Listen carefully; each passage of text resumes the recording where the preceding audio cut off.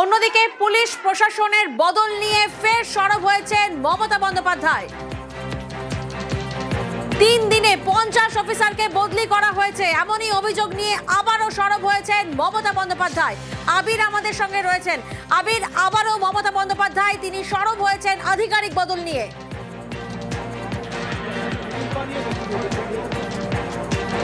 তিনি এটা বলেছেন যে তিনি সতর্ক করে বলেছেন যে 3 দিনে 50-এর বেশি আধিকারিককে বদলি করে দেওয়া হয়েছে, যে বদলির সাথে রাজ্যের কোনো সম্পর্ক নেই।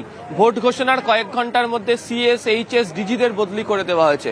প্রায় প্রত্যেক দিন একাধিক অফিসার আধিকারিকদেরকে বারবার ধরে বদলি করে দেওয়া হচ্ছে।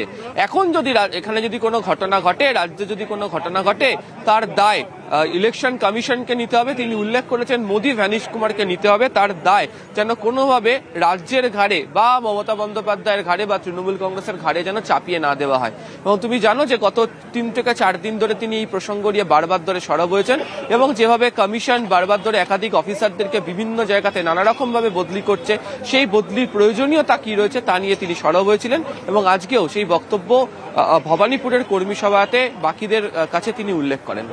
বেশ,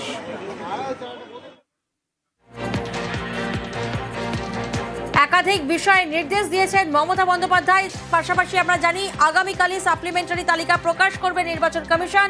ভোটার তালিকায় যাদের নাম বাদ তাদের আইনি সাহায্যের নির্দেশ দিয়েছেন তৃণমূল নেত্রী। নেতা কর্মীদের সব রকম সাহায্যের নির্দেশ তৃণমূল নেত্রীর।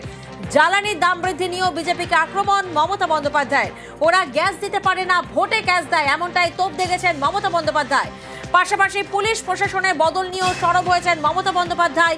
3 দিনে 50 জনেরও বেশি অফিসারকে বদলের অভিযোগ।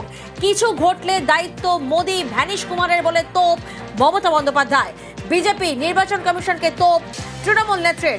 ভবানীপুরের কর্মী সভা বৈঠক এবং সেই কর্মী সভা বৈঠক থেকে একাধিক নির্দেশ দিয়েছেন মমতা বন্দ্যোপাধ্যায়।